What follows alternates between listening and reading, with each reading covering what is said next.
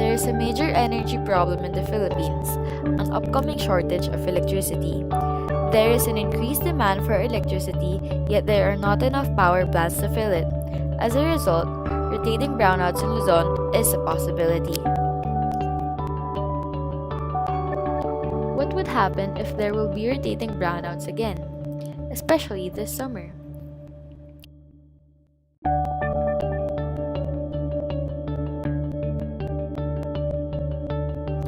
It is really possible for us to undergo another rotating brownout because of the continuing power plants that need to undergo maintenance shutdown. If there will be a state of emergency that will be given to President Noynoy because they are buying 70% emergency of the electricity in Luzon.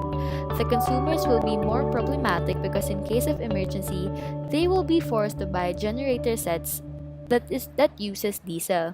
As a result, the electricity will be more expensive than it is right now. A very huge power shortage is present in the Philippines.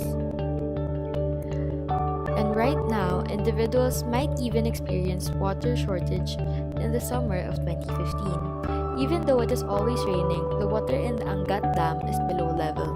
The government and the Maynilad are preparing for this situation on having a water shortage. The water level in the Angat Dam last August 13, 2014 is at 179.07 meters and lowers to 178.46 from August 19, 2014. The normal level of the water in the Angat Dam should be 190 meters above, and at the end of 2014, it should be 2010 meters above for us not to have a water shortage. There is a problem in water supply and reduction from the normal allocation. The advice of Maynilad is that we should save water together with the electricity to avoid shortages.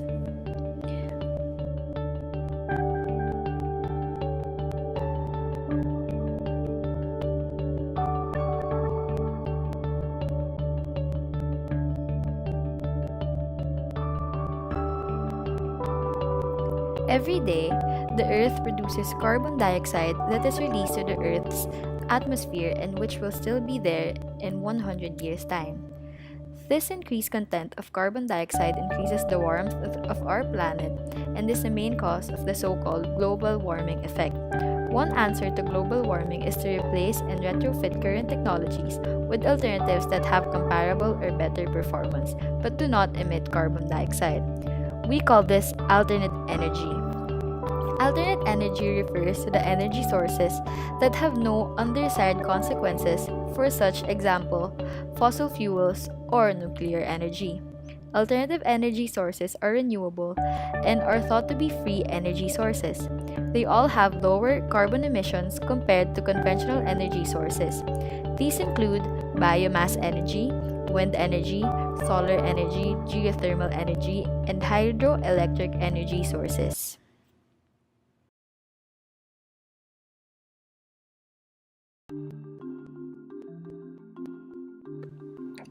What is a waste-to-energy plant? It is a power plant in which byproduct or waste product is burnt to produce steam, which turns turbines of a generator to produce electricity. The electricity then reaches transmission lines, then eventually to homes and industries. An alternative name for them is an incinerator. The waste product is usually garbage. This garbage is stored in a bunker. This kind of power plant is considered biomass renewable energy. In Europe, some countries like Denmark, Sweden, and Germany openly embrace it.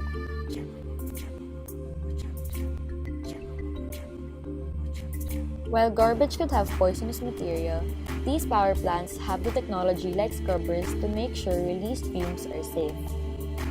Stringent air laws in these countries give incentives to make sure that the power plants do not release hazardous fumes. In the US, there is opposition to waste energy plants. In India, most places have no electricity. In some of these places, rice husk is burned to have 6 hours of electricity at night. 450 homes are lighted this way. It is cleaner than kerosene. It costs $3 a month. The market that used to be closed at night stays open 24 hours. thanks to the generator running on rice husk.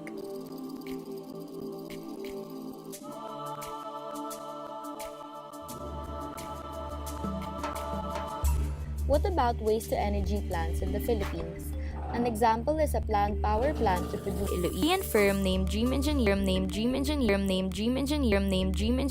went to a MOA signing with the local government unit and started construction in 2014. This will use 250 out of the 350 daily metric tons of the city's produced garbage. This technology is well known in countries like Sweden and Norway. And in some European Union countries mentioned earlier, they have embraced such technology. They embrace waste-to-energy plants because they have economic measures to discourage landfills. These countries even resort to importing trash from other European countries. Another reason to embrace such technology is that it will help empty the overflowing landfills in the Philippines.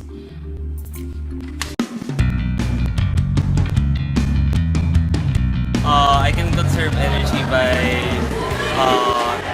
turning off the light or like turning off my car when I'm in traffic. Siguro bigger way that can help is like I can share it with my friends, like yung mga tips ko. You can conserve energy by closing the lights, aircon, every light. What can we do so that trash-burning power plants will be more familiar and established in the Philippines? First, an information campaign must be started to spread the good waste-to-energy power plants.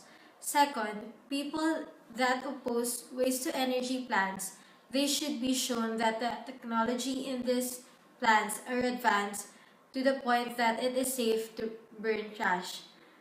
Third, people must be shown that the space of the landfill is running out and that waste-to-energy plants can help empty them. If they are not convinced, it should be mentioned to them that methane is produced in landfills, which is 20 times more potent to global warming than carbon dioxide.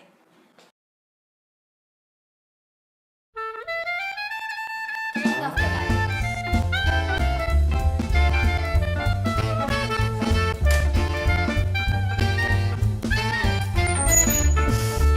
Removing the plug when not in use.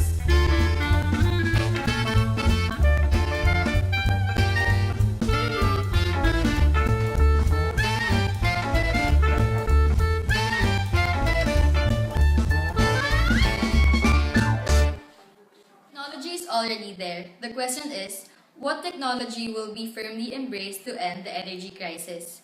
The country should definitely pursue both fossil fuel plants and renewable sources of energy. The question is, what should be prioritized more? Funding and subsidizing existing power plants for hopefully cheaper electricity, or do we prioritize renewable energy? That is for all of us to decide.